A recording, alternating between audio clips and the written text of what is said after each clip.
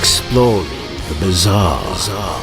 Your e-ticket ride into the world of the paranormal. Strap yourself in as we traverse the universe exploring the unexplained. UFOs, ghosts, lost worlds, cryptozoology, as well as other dimensions. It's time to take back the night. Now, your electrifying hosts of Exploring the Bizarre, Timothy Beckley and Tim Swartz.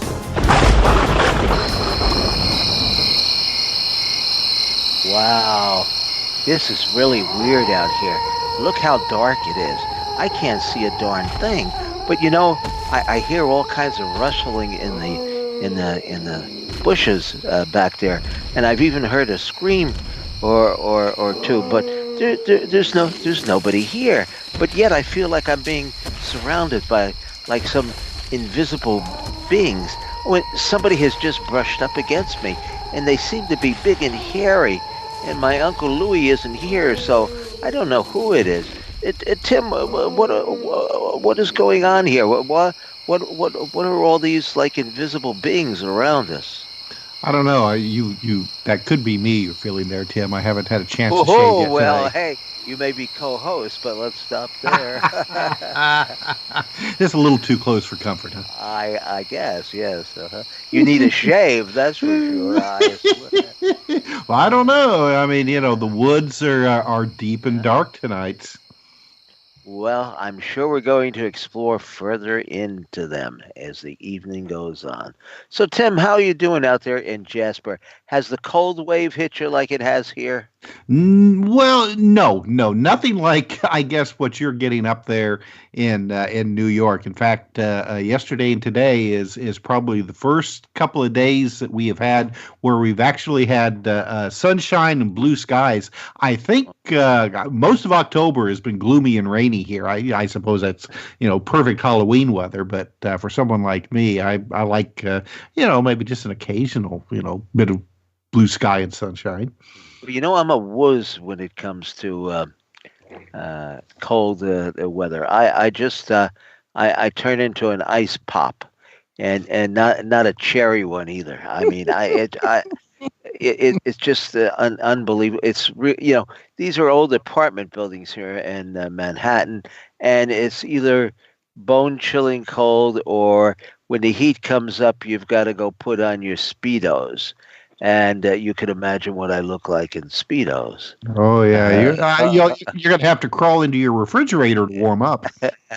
I swear. But anyway, we have an interesting program. I think a fascinating program ahead of us this evening. And we're going to learn a lot about all these, I guess, invisible and visible creatures that coexist alongside of us, that I guess most people are just not familiar with. So why don't you take us a little ahead in time and tell us about who we're going to be speaking this evening?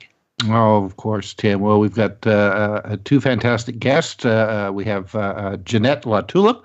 Now, Jeannette has the paranormal world has always manifested herself in her life. She says that even since she was a small child, and she thought these things were, maybe her guardian angels, but now she's maybe not quite so sure. So she's delved into anything that may shed light on this. She says, Alice down the rabbit hole adventures of hers. Oh, boy.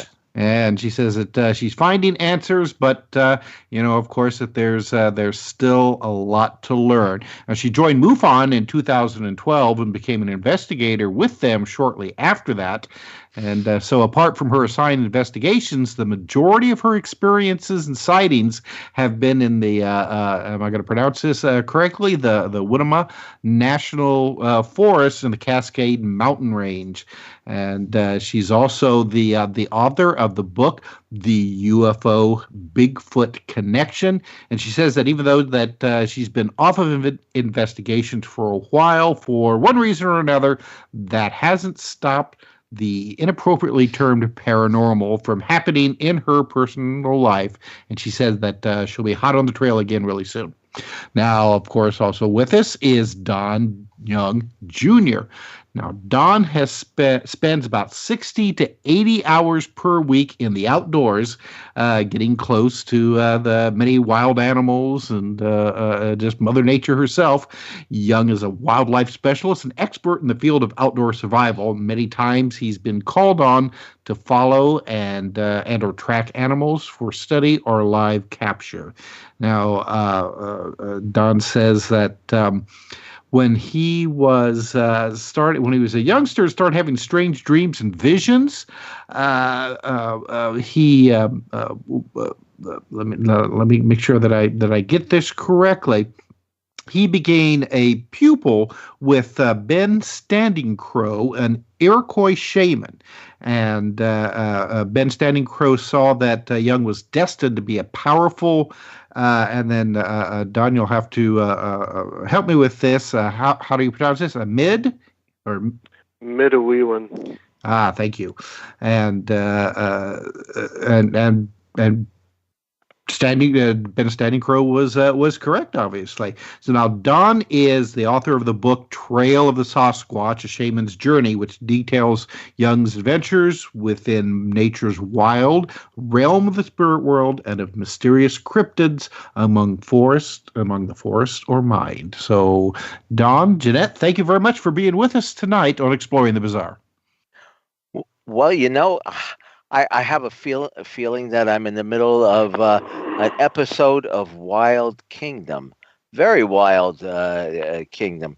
And Jeannette, I want to start out by asking you a couple of questions. How did you meet Bigfoot, or maybe I should ask, how did you get all wrapped up in the paranormal here? I'm really not sure how that all happened. I know that I've been psychic as a child, and I went to parochial school and so forth, and they noticed that I was different. I know that I was born with a veil. That's another thing. Mm-hmm. And I think a great deal what happened after I joined a secret society and I performed a ritual as was what was requested. And lo and behold, later what I surmised was that it was an initiation ritual. And then all of it broke loose, in a major way after that. I would ask you what the secret society was, but then it wouldn't be secret, I guess. But reveal as much as you can to our listeners. Yeah. Actually, it was with the Rosicrucian Society. Oh yes. And mm-hmm. Right. And then when I did this, what happened was that I started performing this, and I heard, and all the doors and windows were closed. We lived in a new complex at the time. It was an apartment, so the seals were all good on the doors. And I heard a very loud noise in the corner of the room, and it was a humming. And it almost sounded like my head was inside of a beehive. And later on, when I got the results of the ritual, and they said that they weren't very graphic, but they said that those were the sounds of the universe. And actually, I've heard sounds of Saturn and sounds of the Earth and so forth. But I would best describe that as the humming sound that people say was a UFO. And at the time of performing the ritual, I was in my nightgown, which was heavy. It was satin and it was flannel lined. And like I said, all the doors were closed. It was a very calm evening, and a very strong wind came through. And my gown flapped against the couch. It outlined my form. I had a candle burning. The flame was a foot long or longer, and it pointed to me wherever I moved in the room, very much like a compass needle. I had on the table a double terminated crystal on the table. It was surrounded in a band of silver with a cabochon garnet on top of it, and the crystal glowed bright red. And then that's what happened at the end of it. And that sounds like it would have been a pretty positive experience, wouldn't you say? It's doesn't sound too nefarious. Well, it was everything that followed it, afterwards with the shadow people, the doorways opening up, the lighted doorways opening up in the apartment, the behavior of my children, the odors, the color changes, the orbs manifesting, the chandelier swinging above the dinner table, all of that other stuff. And every time I had a question, all I had to do was think. And at this time, I was starting to go into college. I was in the very beginnings of it. And I just thought of something that what word should I use here? And I developed this voluminous vocabulary. And all of, any like I said, anything I wanted to know, it just came to me. But then again, I had to pay the price, and then I had other issues that I was trying to understand why all of this negativity, my children's behavior, they were terrified after this. They saw people going out, in and out of these doorways that opened up. We were sitting on our bed, saw doorways open up. My husband saw them, gigantic orb above our bed. It was blue, and it took the whole width of the queen-size bed. Our pet reacted to these things. The temperature changes in the apartment. To me, those weren't positive. Well, you've had a multiplicity of things going on. Now, when you say a doorway or portal open, what was on the other side? Did you ever venture in, or did anyone ever try to snatch you and take you to this other place? Well, no, but over the years, I have ended up in a different position on the bed. We did. Afterwards, when we moved, I had 3 grays, and there were circumstances that happened in that condominium as a result of that, physical changes that happened in there as well. But, yeah. But now, you said that when you were younger, when you were a child, that you also had experiences, obviously not quite as intense as these later ones, that you attributed them to your guardian angels. What did you see? I mean, were you seeing ghostly figures, or what exactly? It's really rather strange. It's almost like a Bigfoot experience, but they were more pleasant. Well, I always knew where my parents hid their money. I seemed to know about their conversations. I knew where my Easter things were hidden, because it's strange. I was fully awake, and I saw an 8-foot rabbit. And it looked like a person in a costume coming down the hallway, hiding my Easter basket in the heater closet, and then hopped out down the hallway. And then I heard the front door, and I ran after it, and I ran all the way around the yard. And then I came back in the house, looked at my parents' bedroom, and they were sound asleep, and they were amazed that I knew where my Easter basket was, and they wanted to know why. And I said, well, that Easter rabbit put it in that closet. And they looked at me baffled. And then I'd always know things. I told my father, he'd be out there, and he got a brand new car. And I said, well, your car's going to get stolen tonight. And, I know. And then so he was angry at me the next morning. Why didn't I tell him? And I said, what do you mean? I told you. And his car was stolen that night. And I would just know things. And my grandmother, was going to board a plane, and it was her dream trip. She wanted to travel to Jerusalem, so the whole family chipped in on it. And I had a dream, and I told them, on the airplane, that she was going to go down, and she wouldn't be able to communicate with anybody on board the plane. And I tried to call her, and my family told me not to bother her. And so everything happened just the way I told them. And my sister's boyfriend, I said, is he going to come down this street when he comes to pick you up? She said, yes. And I said, well, he's going to be involved in an accident. And so she tried to call him immediately, and he was involved in an accident right there. Well, now could you tell in advance whether a particular event was going to be a positive or whether it was going to be a negative thing? And can you just speak just a little bit louder? But yeah, tell us about what were the energies behind all of this? I I don't know. I really don't know. And generally, the information that I was given, with the exception of the rabbit, was all pretty negative. And I think for me, it may have been a warning. Something. It was more like prophecy because to me, the purpose of prophecy is to avoid an outcome, something negative. So you have people telling you, what's going to happen. But a lot of people, this is difficult for them to believe or listen to. Well, now you had the variety of entities that you've described.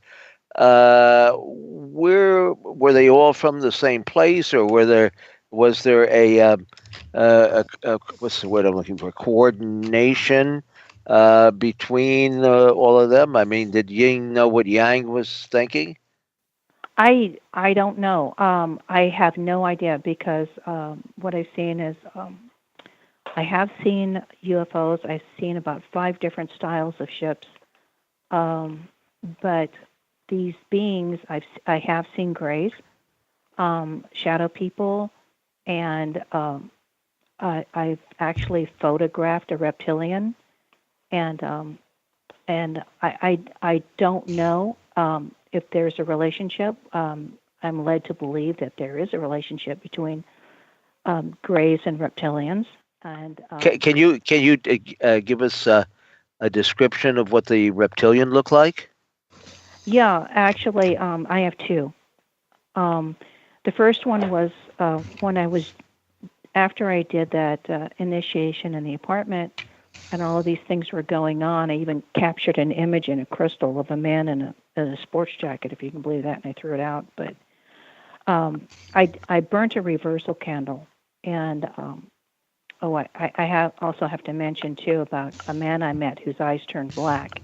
But anyway, I burnt a reversal candle, which is supposed to reverse the situation.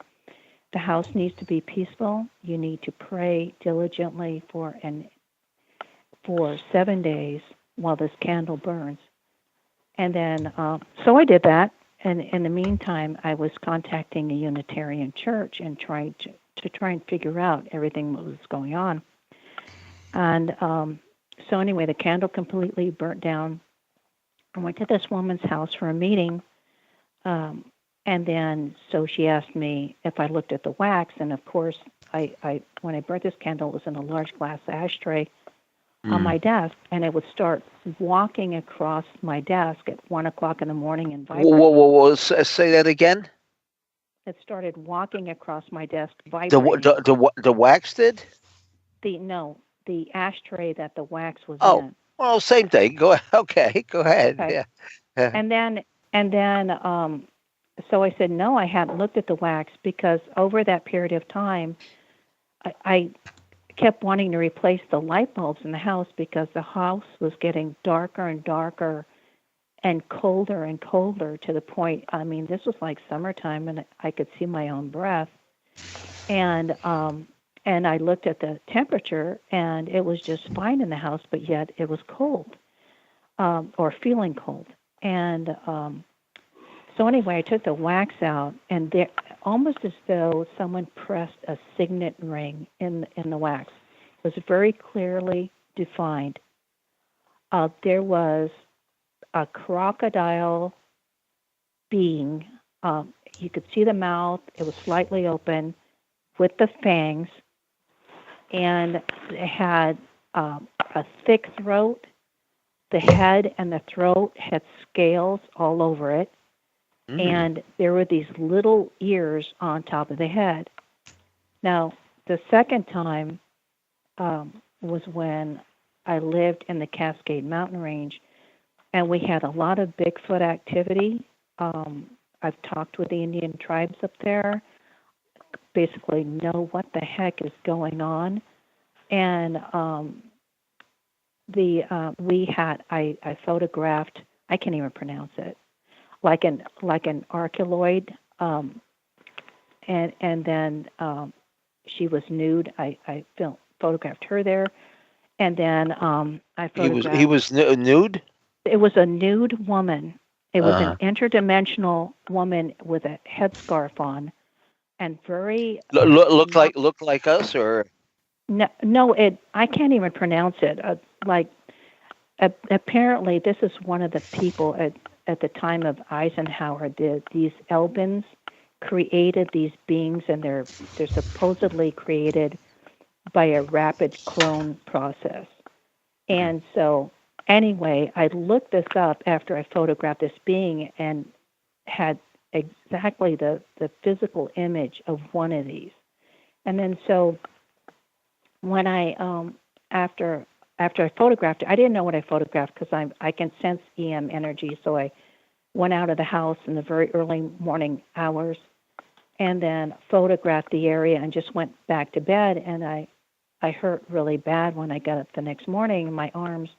And I had burns on the top of my arms from about a couple inches below my elbow to my first knuckle on the tops of both arms. And I had those is burns.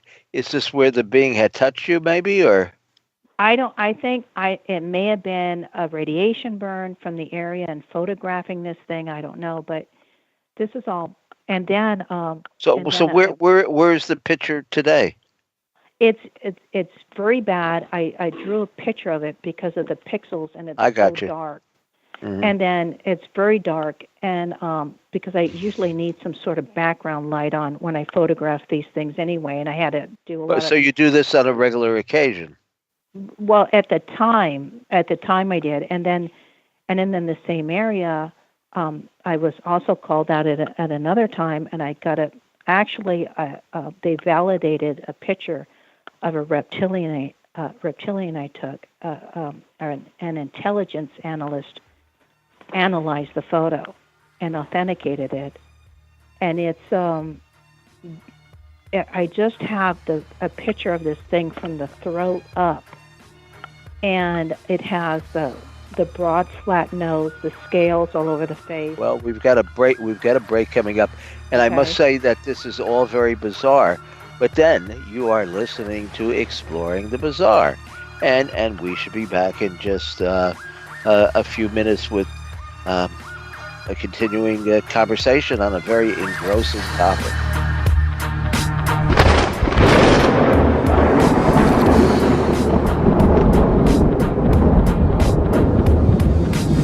Now back to Exploring the Bizarre with two of the most electrifying researchers in the paranormal. Your hosts, Timothy Beckley and Tim Swartz. And welcome back to Exploring the Bizarre. I want to bring Don Young Jr. into the conversation. Don, thank you for being with us tonight. It's a real pleasure to have you. Oh, thank you for having me. Well, now, like Jeannette, you started having experiences at a pretty young age yourself. Am I right on that? Well, yeah. Since I was a young boy, I was plagued with visions and dreams about large man-like beasts covered in hair, family illnesses, even deaths to come. It was because of these dreams and strange visions that a family friend named Ben Standing Crow began to teach me the ways of the Midwin. And as the years passed, these dreams and visions started to become physical reality, where I began to see this creature or creatures afield, find tracks, beds, and other forms of habitation that made me question even my own sanity. As the years, continued to roll by, and sightings or encounters of these mysterious forest creatures became common to me, I sought out different organizations for answers. But some of the people in these organizations didn't share native beliefs and often followed a closed-minded path of flesh-only creatures. And that started to turn me away from these organizations, and I basically went my own way with my own type of research. And it started when I bet, probably only about 5 years old. I started with the visions, but when I was, I'd say probably 8 years old, I found my first set of tracks in the snow out in what we called the Black Swamp. Mm-hmm. And these were where is the black? Where is the Black Swamp? That's in Wisconsin. It's not named the Black Swamp. It's just our family always called it the Black Swamp. It's a great because name when for a you swamp. go out, when you go out into it, it has such a thick canopy, no sun can get into it. So it is virtually almost nighttime, even in the day. Well, so creatures, the small and large, could be lurking there or hiding there, and probably very well camouflaged. Oh, very well, yes.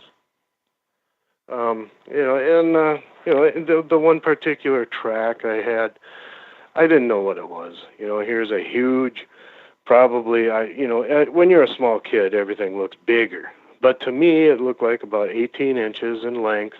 It had toes, So I had told my grandfather about it, and he says, no, it's probably some railroad bum that's out there. Well, I dismissed it as that, and then Ben Standing Crow, he went out there with me, and it freaked him out.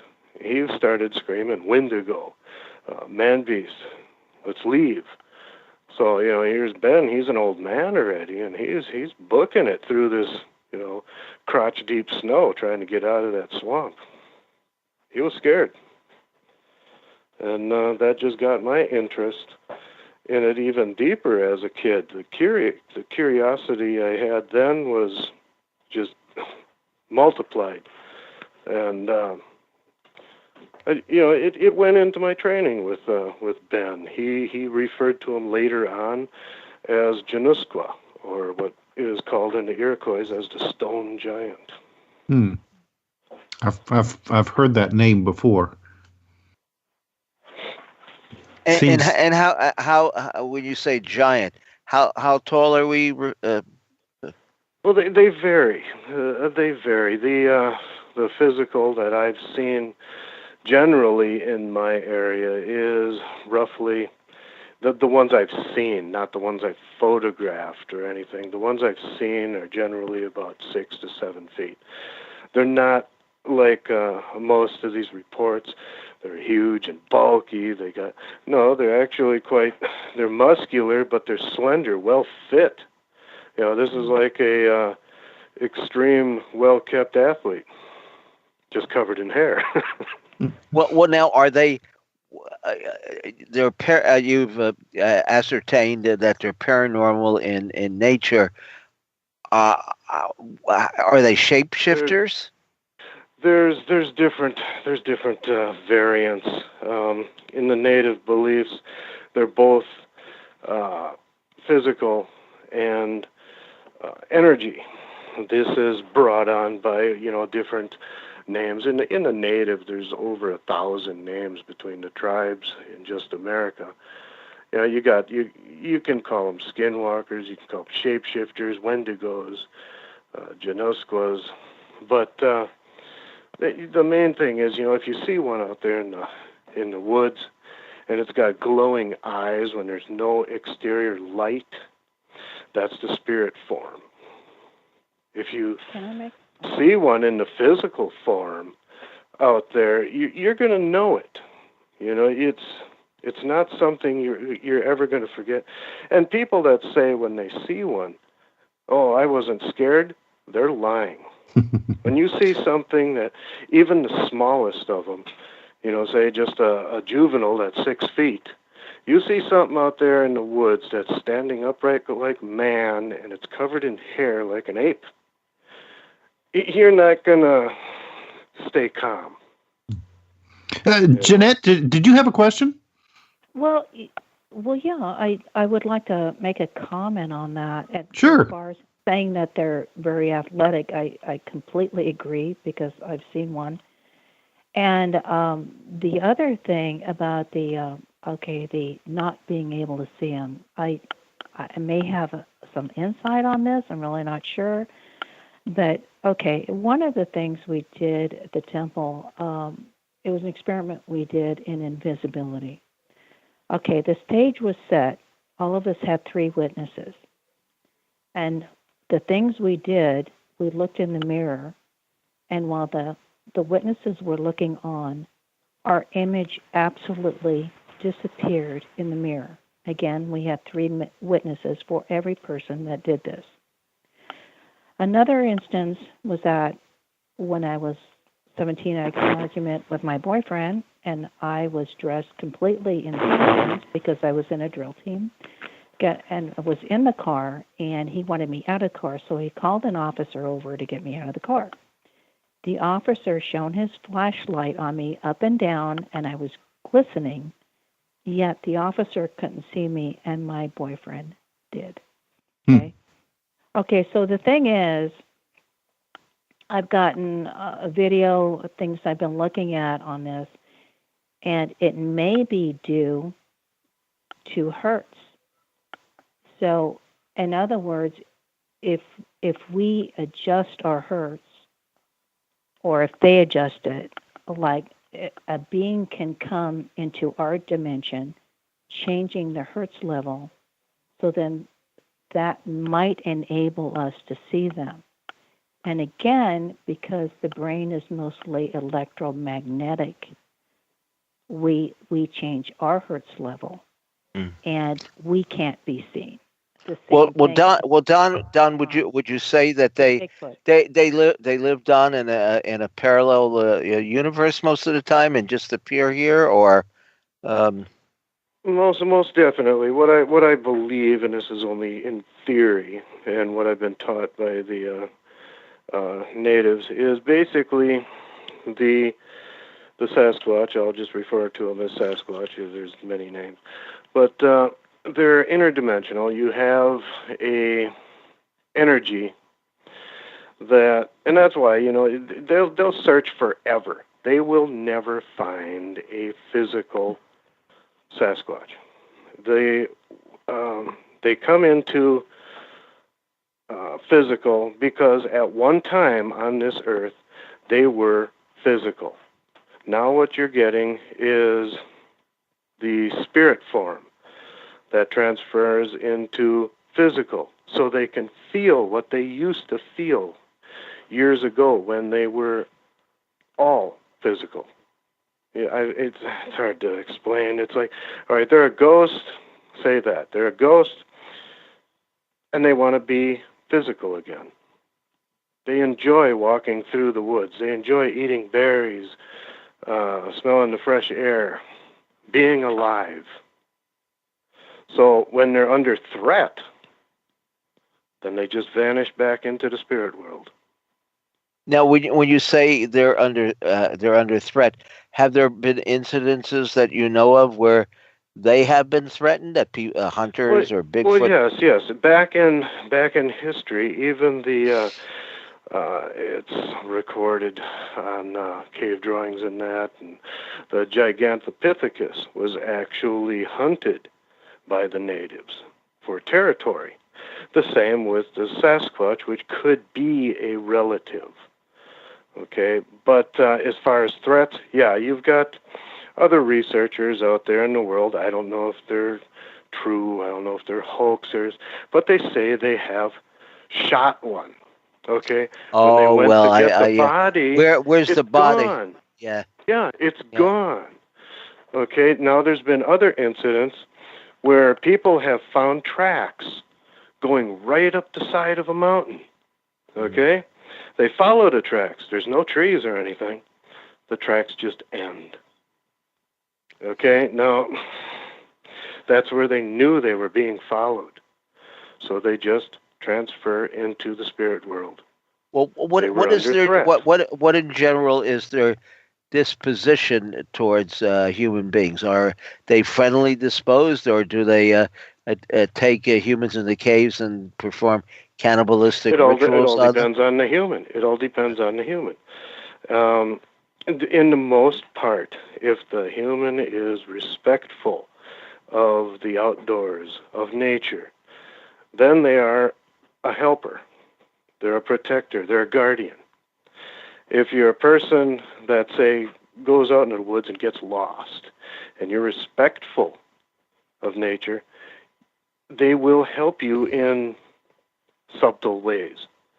They'll give a call. They'll screech like a bird, or they'll howl like a coyote, or some noise to draw your attention towards that area. And as you're following it, you'll find a road. Now, if you're disrespectful out there, they'll just lure you deeper into the woods, where you're going to be even more lost. That's the last they'll ever see of you. Well, I can think of one lady in Kentucky specifically, but there's been others who claim that, they've had, like telepathic conversations with these creatures. And, some people, they say at times it's more just a feeling or a series of feelings rather than words, while others, it's just almost like having a mind-to-mind conversation with these creatures. In a way that could be, but you gotta realize that if they do have a language, this language is not going to be known by us. I've often wrote on messages and stuff like that to people. I even made a post about it, that when these people are out there and they're howling and banging on trees and everything like that, it's ridiculous. It's like going over into a foreign country. You hear the foreigners over there, or you'd actually be the foreigner, but you hear their language over there, and you just start to mimic them. You're going to be an idiot. You're going to. No one's going to understand what you're talking about. So you mean my roaring and growling like a Bigfoot doesn't go over, huh? Well, no. In most cases, you're just alerting them to something that's not right. Because I always see that I always see that on TV. Some tubby fellow will let out with a giant scream, and then everybody will listen to see if there are any branches moving or anything. Mm-hmm. Yeah. And the best way to get them in close is like what I've done is you take and you do a cold camp. There's no campfire. There's nothing's disturbing the outdoors. You just stay out there. You are one with nature. You let them come to you. You don't go and look for them. They notice you the minute you get out of your vehicle. You don't have to go and try to find them. They've already found you. So if you go looking for them, now you're a predator. Okay? If you go searching, that's what a predator does. Prey doesn't go searching except for another grazing area. You're searching for an individual, you're a predator. And that will make them nervous. Now they're not going to stay in the physical form very long. What sort of family life do they have? Are there groups of them? Are there? Well, in the physical form, the very, very few that are left that are in the larger tracts of unpopulated forests, like in Alaska and stuff like that, you'll have regular, almost like the ape pods. You'll have the dominant male, most likely one female, and the little ones, until they get to a certain age where they leave the pod and start their own. They do not, I've noticed that on the ones that I've tracked and that, they do not travel in a group. Mm-hmm. If you travel in a group, you're going to be found. You leave trails. You leave stomped down areas. They're individual foragers. People that say, oh, I've seen a whole line of them going, No. If that was the case, you'd be able to track them anywhere.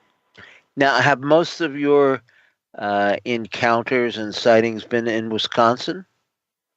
Yes, I've had them in Wisconsin and the the UP. Any difference in the groups? I mean, are they are the same race they're or? basically about the same. The ones in the UP, I had several witnesses with me. We all seen the entire group, and then they became defensive, where the adults started to flank us on both sides. So they drew our attention from the young ones, and then they just vanished.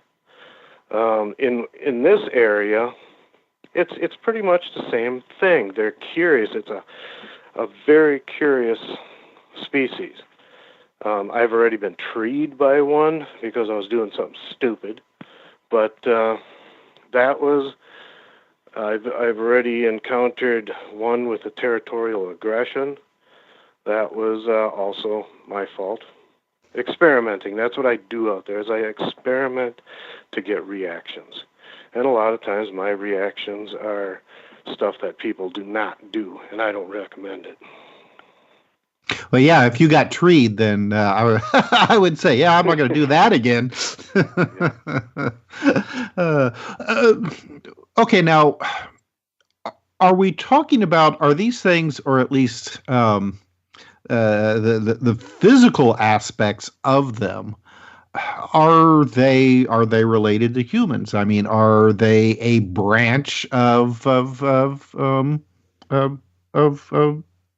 caucasoids? You know, they very well could be. They very well could be. They are, I believe, a primate. Mm-hmm.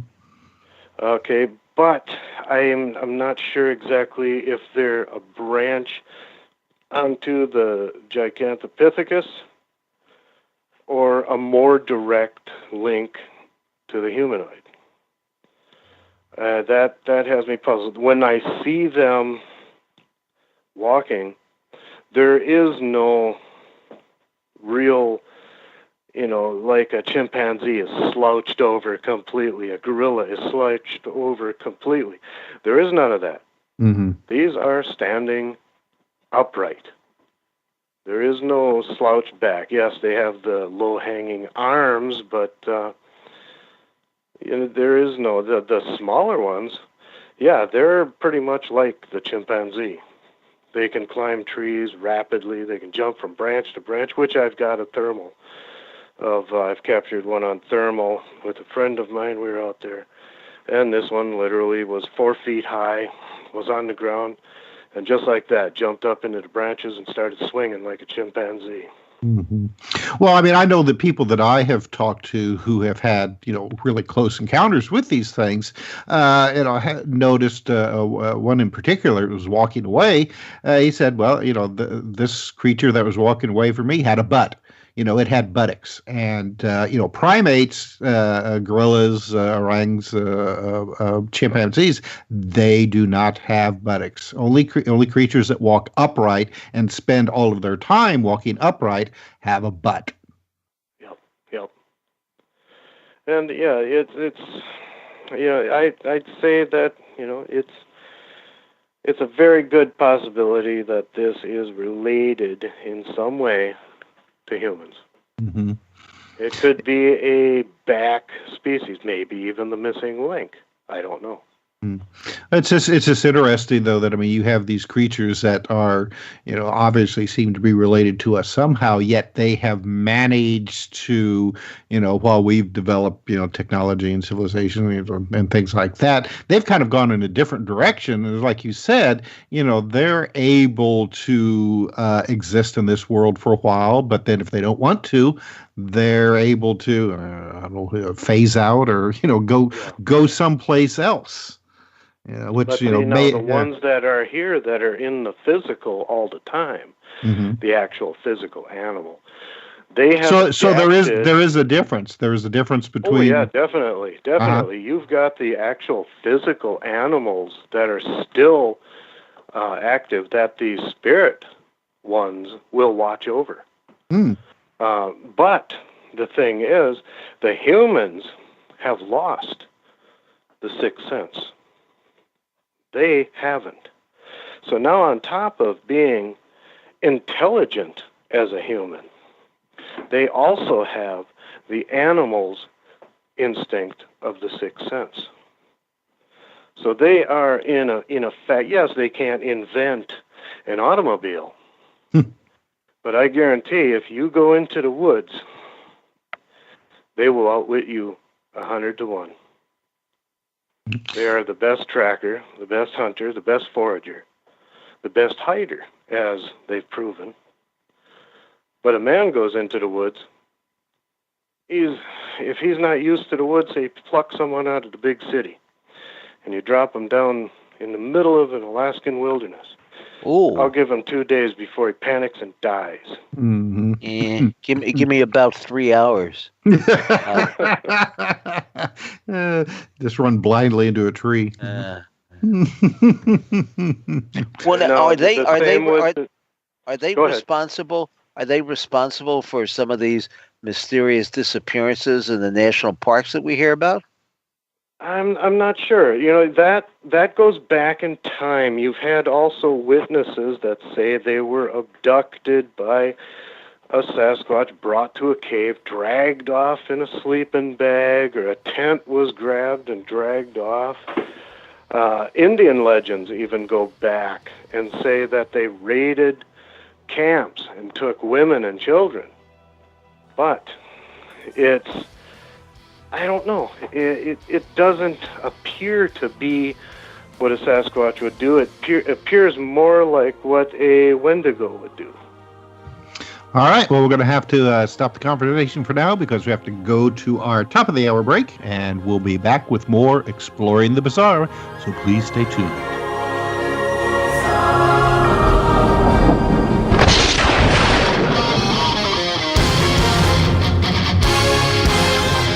Exploring the bizarre. Your e-ticket ride into the world of the paranormal. Strap yourself in as we traverse the universe exploring the unexplained. UFOs, ghosts, lost worlds, cryptozoology, as well as other dimensions. It's time to take back the night. Now, your electrifying hosts of Exploring the Bizarre, Timothy Beckley and Tim Swartz. And we're back to the second hour of Exploring the Bizarre. I'm Tim Swartz, along with Timothy Green Beckley. Our guests tonight are Jeannette LaTulippe and Don Young Jr. And Jeannette, we were talking with Don in the first hour of the show about Bigfoot, and so let's bring you in about your Bigfoot experiences. So when did this all start happening with you? Well, it all started when we moved out to the Cascade Mountain Range. We're at 4,300 feet, and we're living in the middle of the, like you say, you can't pronounce it, the Winema National Forest. And if you look at the photography, you can look at hundreds of miles around there, and there's nothing but wooded area. And it was interesting that when I first started to move out there, I couldn't see the house at all by satellite. It wouldn't even register. And then eventually I could. And I could see my flower pots a foot above the ground where I had them stored. I could even see the dirt on the rims. And this changed as the paranormal activity increases. Places is very much a skinwalker ranch type of a scenario. I could see my neighbors' homes, and I could not see mine. My home was now totally gone on satellite. All you saw was a scrub brush lot with no home, and this persisted for a good many years. And then now that I've moved, I've looked the home up again, and still the images are being manipulated, and you only see the home probably in year 1 of 12 that I moved there, that I lived there, rather. And we moved out there. When we first went out there, we we found this large stone, and my husband wasn't into the things I was, and even he remarked, he said, "My God, Jeannette, this is an altar." And it was the length of the body of a man. It was slightly higher than my waist, and about with arms outstretched, that would be about the width of it. And then I spoke to the Indians later, the cultural heritage person at the time. And he said, based on my description of the altar being highly polished, he said it was definitely one of theirs. He said they did everything at those altars. And he said, and the 3 buttes that we had in the area, he said they did everything there. And he said, if you're wondering why everything is happening to you, you live in one of the most holy of places, which to me translates into all hell breaks loose. Yeah. And like I said, when we were done our conversation, this person went to go talk to the elders about what we spoke about. But Bigfoot wasn't the only thing in the area, and I agree. This creature is very athletic, has more perfect posture than I could even hope to have. And but we did get more footprints that were preceded by more anomalies, which led me to go out there and look around. And then my ovulus went crazy, but it described the footprints, it described the ground, described a series of events. Describe real quick just exactly what an ovulus is for those of our audience who may not be familiar with that. It's actually a ghost box, and it's pre-programmed with frequencies, word frequencies. So every time it hits that frequency, it does say a word. Now, sometimes it is nonsensical, but when it picks up something and it's running through it, mine makes perfect sense. My husband took it out of the box. When we first got it, it was nonsensical, and when he pointed it to me, it said French female. And then we brought it up to the window. It started describing all the land and everything, and we took it outside and walked along the ground. It described the earth we were walking on without me even asking it a single thing. It described death in the area. It described the Indians. Apparently, I have a lot of soldiers around me for some reason. A lot of them are Native Americans. And but anyway, the other footprints we got now, this person was talking to me, and there were smaller footprints. And he said, what we have out here are, he says, we have the little people, which sounds very Irish. And I asked him what he meant by that, and he says, well, we have another being out here that's 2 to 4 feet tall. And this is, I believe, out of the Algonquin or the Iroquois, and they call them the Anamiki, oddly enough, and it sounds very much like Anunnaki. Mm-hmm. They're a hairy, smaller being. They are associated with the thunderbird, that with fire and smoke, and as a consequence, they're considered an omen of war. So now how are they associated with the thunderbird? I don't know. It was very difficult for me to scrape up that tidbit of information. Very hard. I scrubbed as much as I could everywhere, and mostly the sites were discontinued. The page was not available, so forth and so on. But that's just about all I could get. So being associated with or an omen of war doesn't come across as particularly friendly. Well, Don, have you noticed that are there intermingling of creatures? I mean, does a Bigfoot associated with other cryptids? Well, the friendly form of Sasquatch, they won't go anywhere near, or they won't mingle with like the I don't know what they'd call it, a wolf man or the dog man. Dogman, yeah. Yeah, they won't associate with that species because there's one violent and there's one that's not violent. Although there will be one hell of a battle if they do come across each other. Wow.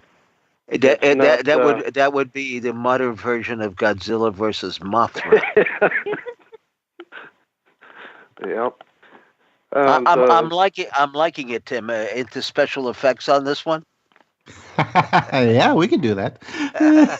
Actually, I think Peter could do some fantastic animation along those lines. So, answer one of the questions you had about the war omen. It's basically relies more onto the phoenix or the bird. When there would be an oncoming war, they would rely on the Sky Father. So if the Sky Father sent a message, which was either the powerful eagle that would fly across, that would mean good. But if something like the crow would fly across, that would mean major death and a bad omen. You know, when I got into, of course, my main interest is UFOs, but I knew Ivan T. Sanderson, who was kind of the original Bigfoot, the Sasquatch investigator, author more than investigator, I guess. Although he was responsible for the Tim, what was the name of the being in the ice? Remember in the ice? Oh, right. Yeah, well, the Minnesota Iceman is what it was originally called. Right. Did you tell me you saw that one time? Oh, yeah. It was they had taken it out in the 70s in like a frozen like a refrigerated trailer, and I saw it at a local mall in Indianapolis, and I knew exactly what I was looking for because I had read Ivan's book. You might have been one out of a 1,000 that knew what was going on, probably. Well, exactly, because I knew that there was also a replica that was making the rounds as well. But this one, I think it was the real thing because it had that smell. Even though it was encased in ice, it did not smell fresh. Let me put it that way. But it was exactly the same photographs that you've seen from the original Argosy magazine. Argosy magazine, right? Exactly. So I knew Ivan. I can't say all that well, but we used to drive up to his place in just outside of Blairstown, and I think that's where I probably saw my first three-toed creature. The plaster Paris cast. He had some with the 5 toes and some with the 3 toes. In fact, I want to ask you about that in a minute. But in those days, I guess, he had other people wandering through, and they all seemed to have plaster Paris cast there with them. And of course, we all thought that Bigfoot was, a physical flesh and blood creature, could maybe leave behind some hair. We wondered why there was no scat left in the underbrush or anything like that, and why it seemed on rare occasions that we were able to photograph the creature. It wasn't until I think about 1975 I was assigned an article by Saga magazine, which would have been the similar to Argosy in True, but with a few more pinups and a little less circulation. Anyway, I did an article, and I must say it. I think somebody has posted it on the internet on the skunk ape of the Everglades. There was a professor down there, Osborne, I believe his name was, who had been going out on a regular basis with a team of investigators, and they would set up camp, and they even had cameras situated around their encampment. Now, this was long before, or considerably before, what I would consider the pursuit of Bigfoot taking on a little bit more of an academic or scientific, and that's probably not the right word, but or maybe even commercial, approach. He was kind of out on his own, and I don't think a lot of other people were, stalking Bigfoot, or certainly the skunk ape. I mean, that's the first time I had heard of the skunk ape, but they had the same problem. They could hear the creatures stomping around, and they could certainly smell them. And I believe these were albino skunk men. We saw some photographs later on that may or may not have been legit, but they were an albino. But these were almost pure white. And we do have a few reports, Tim, if you remember, from around Edwards Air Force Base of these albino type Bigfoot or Sasquatch beings.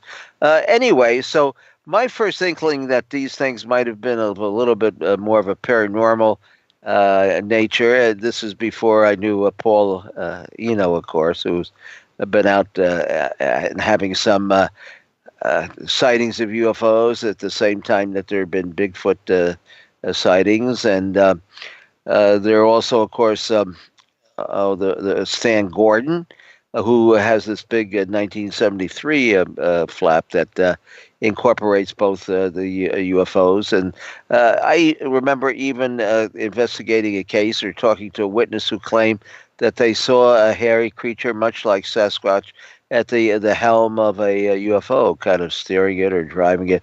Anyway, to get back to the skunk ape, there was an incident, and we talked to quite a few witnesses down there, to collaborate the story. There was a fellow who was a security guard, and somehow one of these skunk apes had gotten into the area where they were parking their big 18-wheelers, and the guard actually cornered one of these skunk apes in the back of one of these huge trucks and locked the door. And he could hear the creature inside pounding around and trying to get out and stomping and being very upset about his being held in captivity. So anyway, he called the fellow security guards, maybe the local police. I don't remember the exact details. And they showed up, and of course they thought he was full of hooey. And by that time, the creature had simmered down, and there was no noise coming from inside the vehicle. But they opened the back of the trailer, and there was this horrendous smell that was omitted. So right there, I mean, there was an inkling that we weren't dealing with just flesh and blood. We were dealing with something that could vanish in the back of a vehicle, like an 18-wheeler. And so to this day, I've come to the realization that there might be some Bigfoot, that Sasquatch, whatever you want to call them, that are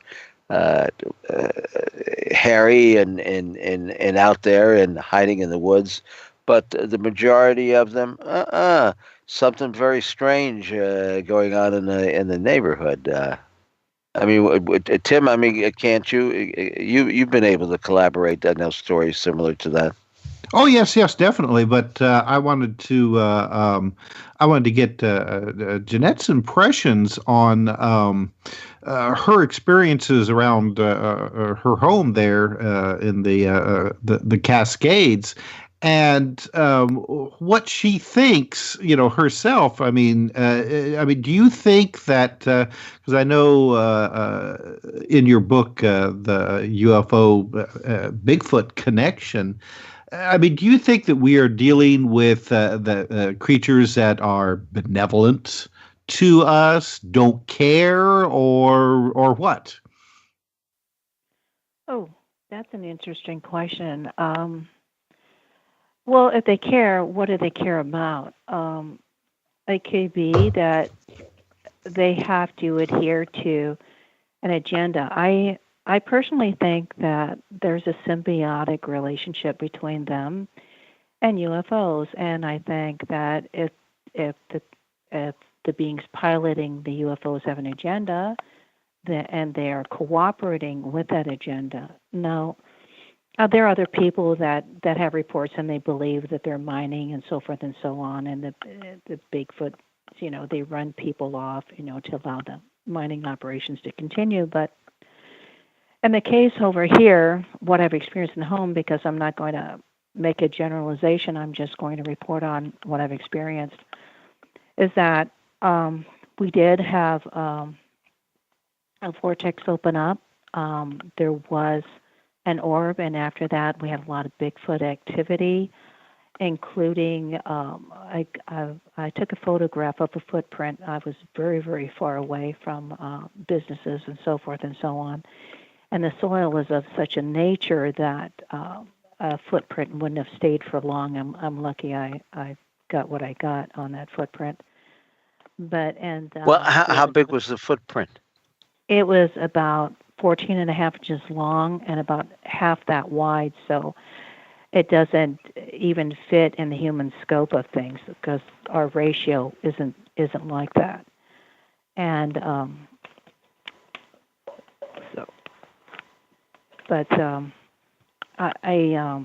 because and then they would almost do things to lure us out of the house.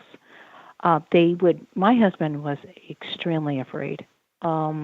They'd create such a racket out of the house, throwing things all around, hand slapping on the walls, and so forth and so on, that I said, well, you need to go outside. He wouldn't do it. And the only time he did go outside was, I was doing some work at the computer late at night. It was around 11:30.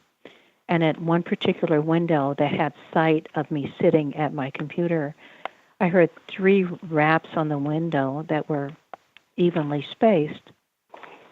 And I thought, well, I'm not going to stop what I'm doing. I'm just going to ignore that because, when you're in that situation, you have puma tracks about a foot from your back doorstep. You need to have all kinds of firearms and all kinds of, all your equipment you go out with. And you really should have somebody to cover you because you're carrying all this malarkey with you. And so anyway, this was 11:35. And then, again, the next evening I was typing, 11:35, the same knocks. Okay.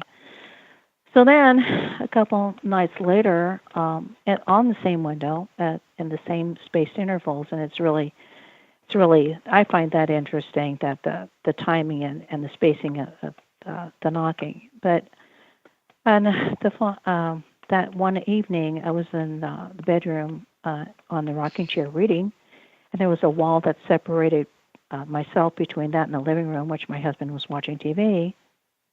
And again, on the same window, knock, knock, and then we hear this great big kabang. My husband was immobilized with fear. He didn't come into the bedroom for a long time before he asked me if I'd heard that, and I said, how could I help but not?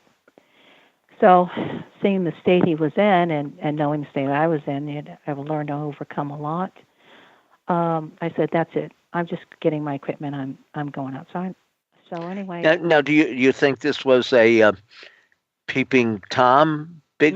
No. I mean, no? Absolutely. Well, yeah, we've had a lot of instances with that, like especially when I first moved out there, the hand slapping on the glass door and the thundering footsteps on the patio. But so anyway, I go out there in this one instance, and I have my camera with me, and I sense the energy, so I take a picture. And I find out later on that there are 2 orbs stacked one on top of the other in front of the window that did the knocking. And that, let me back up a little bit, that third sound we had, it sounded like a dozen bowling balls hitting the living room floor, which is why he was so scared. So anyway, I go out there and I get that, and it was interesting. I'm trying to feel all the way around the area with my hands, and then so I find something again, but it's moved. It's very intelligent. They move out of the walking path almost as if to conceal themselves. And I describe the height of this and the width of this and where they are. And so, of course, he looks at me like I'm nuts, like he usually does. And then so we go back in the house, and then I look at the pictures, and the two orbs have now moved exactly where I described them, and they were the proximal height and width. And so the first one is kind of difficult to make out, the first photograph, but the bottom orb at the time had very small eyes, a long, slender nose. Break time. Okay. All right, we'll be back in just a few minutes with the last segment of this week's Exploring the Bizarre. A very fascinating program with two fascinating guests.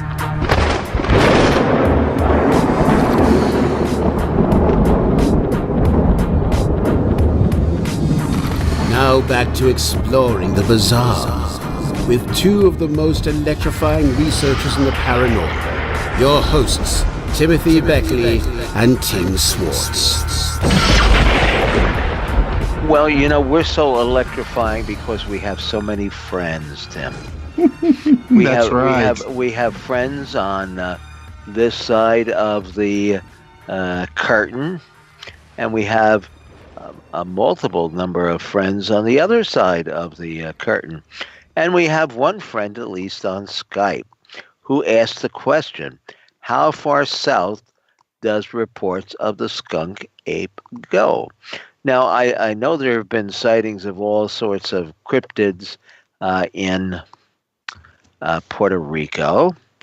And there is even on YouTube a video in Spanish about different encounters, mainly UFOs, but I think they touch on some other topics in Cuba. So this is going on in a pretty a widespread basis. What happens in Wisconsin happens in Seth that was on the program. Well, he did Pennsylvania and Boggy Creek. Yes. Right? Yeah. Which I watched part of again this afternoon because he does such a good job with his videos. But let's throw this out to both of our guests. What have you heard about sightings of these creatures, real or paranormal, in other further south or other parts of the world? Well, the term skunk ape is just a name. Basically, when it comes to the southern regions, you're going to have the smaller subspecies, like I had mentioned, the orang pendek in Asia, and the farther north you get, you're going to have the bigger ones, more hair, because when they're down in the tropics, you're not going to have something that's covered in hair. They're going to be they're not going to have as much hair. They're going to be smaller. But yeah, the skunk ape term is just they live in caves, some of them? Caves, trees, uprooted trees, root systems. In the rainforest, it's very easy for them to get up high with the vines and everything. So they could live pretty much anywhere. They are very adaptable. I believed also too that I think it's possible that they are a replacement, and given that there is a cataclysmic event, they're what can survive that event, or more than likely can live off of the land to the point where actually, in fact, they're almost like a pod or a capsule. I think as we're finding out our genetic material is being harvested, I believe that our material can be put into them, and we can actually get modern human out of them. I mean, as time goes by, because we've noticed the big slips. I mean, big differences and how we've evolved in a ridiculously amount of short time. And I think that we can be brought back through these creatures. Well, there was that, and it's been a few years ago, and I can't remember her name, but, there was the, basically she was a veterinarian, but she had, I guess, a background in genetics that was participating in the DNA research. And one of the conclusions that she came from studying this is that these things were basically human hominid hybrid of some kind that Yeah. they had first come about like maybe 10,000 years ago, but Right. now they actually will go and interbreed with apparently human females to keep their species going. Well, I don't know about that. I think they probably split a human female in half if they ever tried that. I think it more or less has to be done in a laboratory kind of setting. But I think it's really interesting to know that, okay, let's just say modern man has just about 400 cc's volume in their brain. Okay, Neanderthal had 1,800 cc's. Right. Okay, Bigfoot is an incredible hunter, and okay, I'm just telling you. Okay, now there's a difference. Now my genetics say I'm pretty heavily Neanderthal. Okay, and the thing is that I have definite specific abilities. Okay, and let's say and my big push is ancestry, and I can, okay, we're talking about Bigfoot being an incredible tracker. Okay, so let's bring in ancient ancestry for a little bit. There are times when I can go out and track, and I can actually see footprints that are emitted. It's IR light. The footprints that I see are basically kind of a lighter shade of olive green, but it's IR light. I mean, I will not see the footprint in the dirt because, like I said, our soil is very unusual. It's very high silica soil, and it would blow away in a split second anything that was left there. But nonetheless, I can see remaining light on the ground. So if its brain is a little different, if its brain is a little bit bigger and it has ancient ancestry in it, this might allow it to do what it does, to track. And to use hertz to change our ability to be able to see it at times or not. We have somebody who's just called in on our hotline who has a question. Jeremy, are you there? Yes, I am.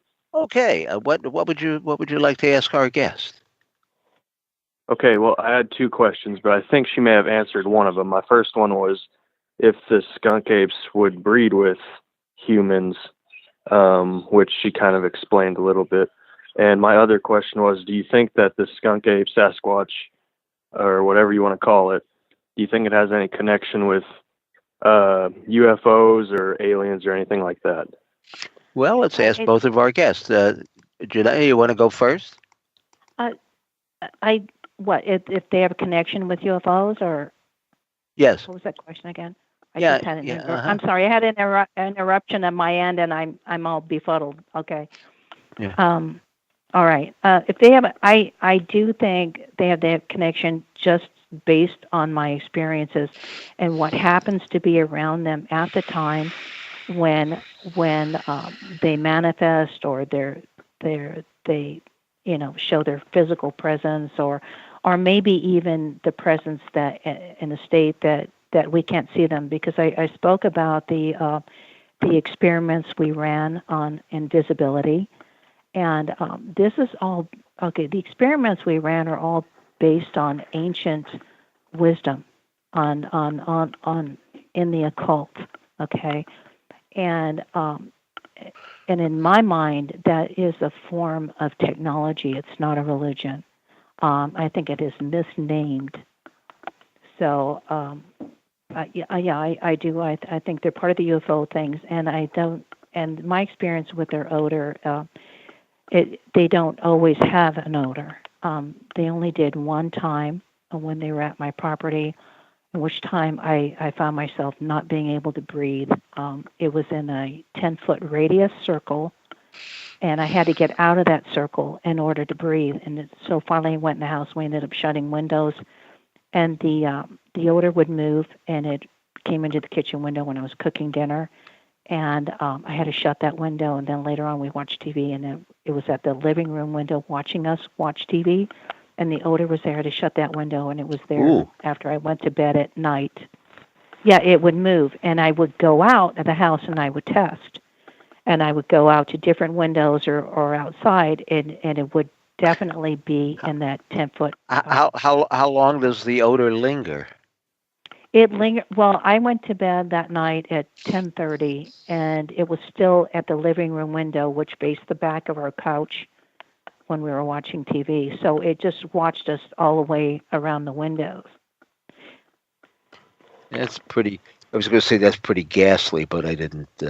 Yeah. Mean to throw in a little. Oh, but Well, hey, I've been waiting all. That I've been, stinks, you know. I've been waiting. I've been waiting all night for that.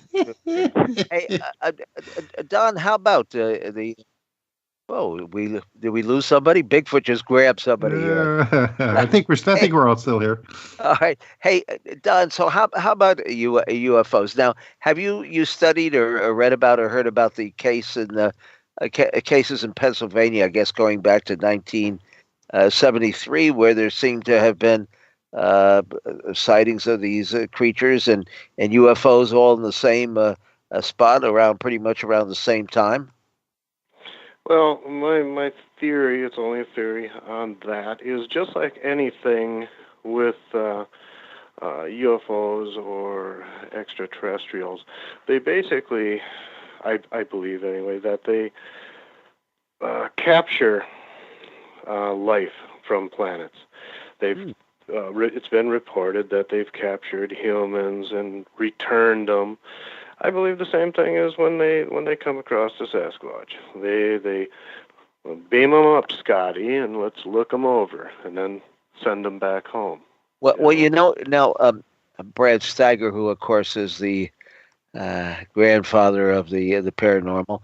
I remember him writing an article for one of our publication, probably Interplanetary News Service report, when we thought in those days everything was extraterrestrial, about some of the North American Indian tribes, how they reported actually seeing these Bigfoot creatures coming down on a beam of, I would say beam of light for lack of other a term.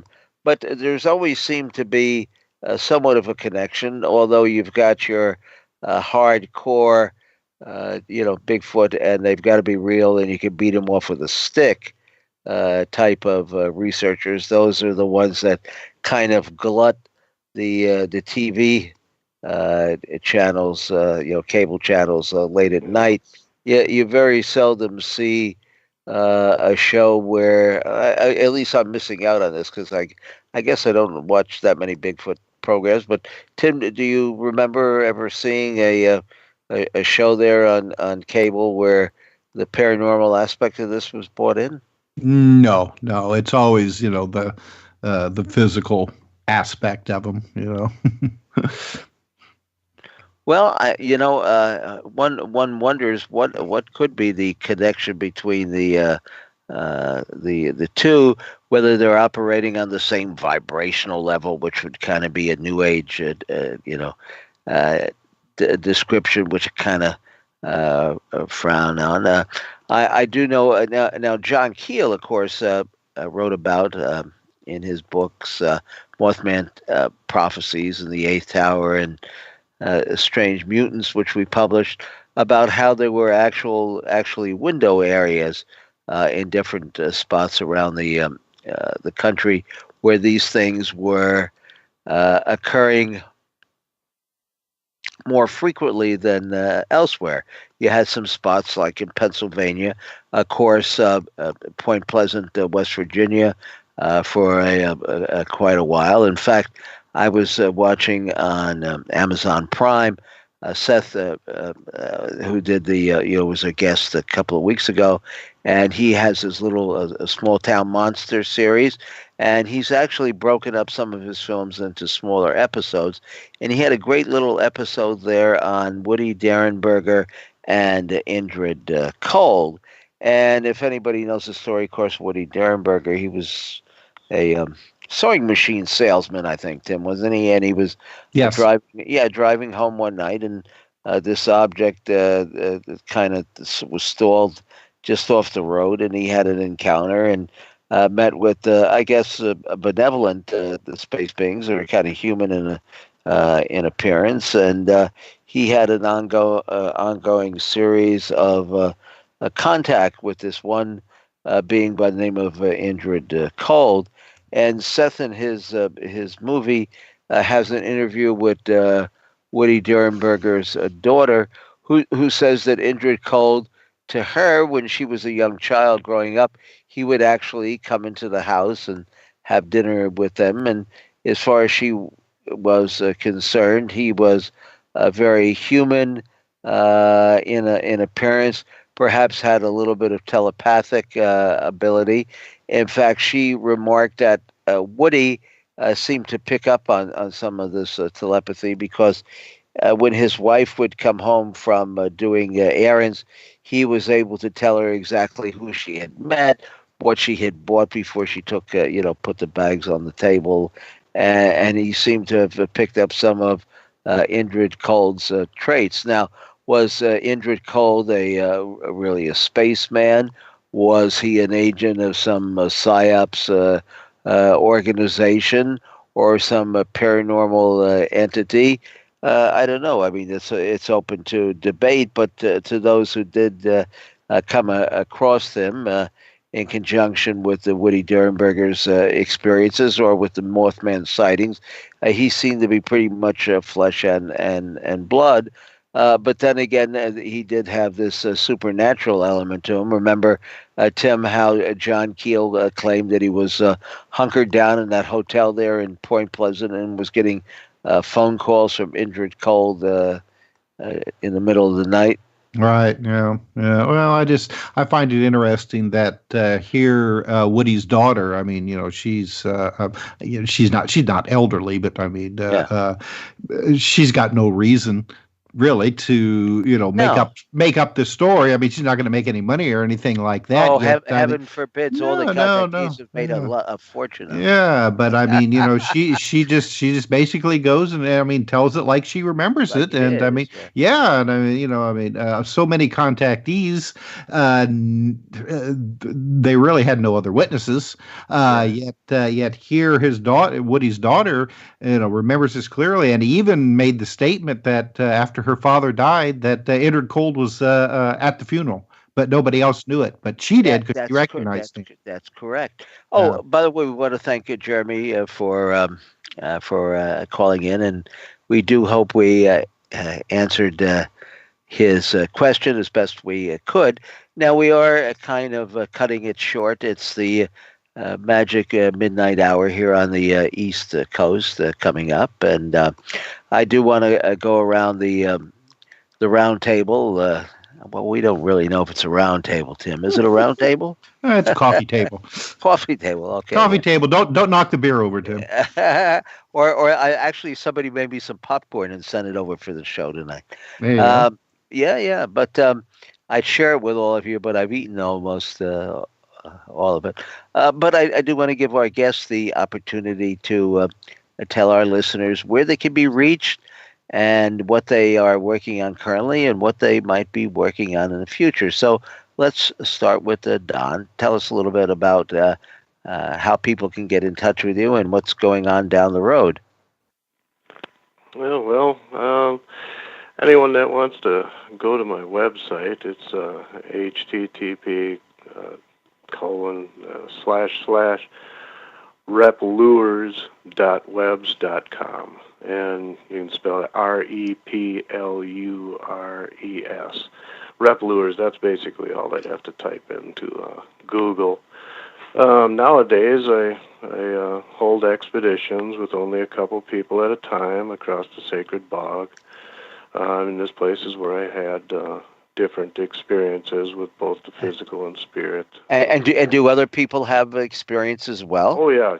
Almost, I'd say, a 90% success rate. Everyone that goes, I've even had skeptics go out there, and they've left scared.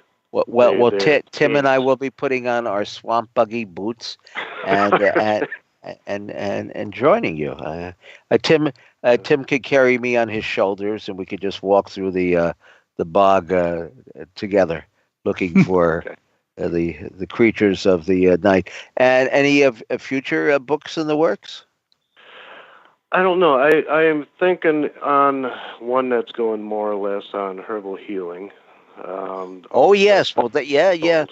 yeah. I once traveled a couple of times to Hawaii and came across a secret valley, I guess you would say, where there are hundreds of different kinds of herbs and all growing. And I did list most of them in my Kahuna Power book. Anyway, let us get to our other guests here. And what would you be working on? Anything in particular? Well, I think I want to be working on herds because I believe that through their ritual magic and so forth and so on, the American Indian opened up a lot of portholes. We had an incident over there with our own temple that they opened up portholes and all kinds of things started shaking loose at that address, and eventually they left it. But apparently, bad things or strange things were happening there. So this hurt thing, I want to continue to work on that and experiment on possibly seeing what happens when I work with different frequencies. Oh, I'm sorry, you faded out there. When you work with different. I want to try working with different frequencies because I believe that the American Indian opened up a bunch of portholes when they were working with what they were doing, and we'd experienced this at the temple we had one time too, because they opened up portholes and they neglected to close them, and a lot of events started happening as a result of that. Well, so you're saying though, then we shouldn't necessarily be overly frightened of these different entities. That some of them are perhaps could be beneficial to us. Well, I'm saying can be. I mean, look at us in general. I mean, we can be wonderful one day and the next day not so wonderful. Well, I'm always wonderful myself, but go ahead. I believe that that these barriers have been put in place for a reason, and they've been opened, and not everyone is ready for everything, and that includes both sides. What do they portend for the future of humankind? I'm sorry, repeat that. Well, what do they do they harbinger something for the future of mankind? I mean, is there a message they want to get out, or? I think I don't. That's again, it's a difficult question to ask because I'm concerned that humanity has been dumbed down and is continuing to be dumbed down. Well, that's why we're thinking of going twice a week. That's why we're thinking of going twice a week with this program, so that they. Yeah, but I'm just really concerned that humanity isn't what it used to be. Mm-hmm. That genetic manipulation is going on. Actually, there are not six senses. I spoke with someone that was asked when I was taking biological psychology. I do believe that this man was a Nordic. It was unbelievable, the events that followed. He told us that we have over, I can't remember the exact number, but it was over 360 senses. He relayed medical information to me that no doctor has ever been able to confirm that he knew. Does this person or entity have a name?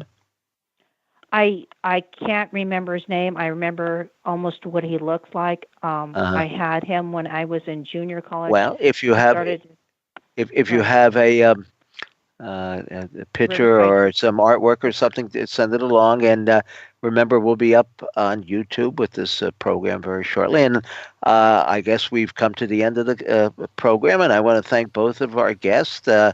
Very fascinating, Tim, when you say topic. I mean, something we really haven't delved that much into before, and I'm hoping that we'll be able to tackle the question of Bigfoot and cryptids. Are they flesh and blood, or are they paranormal, just like you and I am, Tim? That's right. Well, thank you both for being with us, and we have to say good night now, Tim. And good night, Tina, and good night, Peter, and good night, Carol and Helen, and all our friends at on the ships at sea.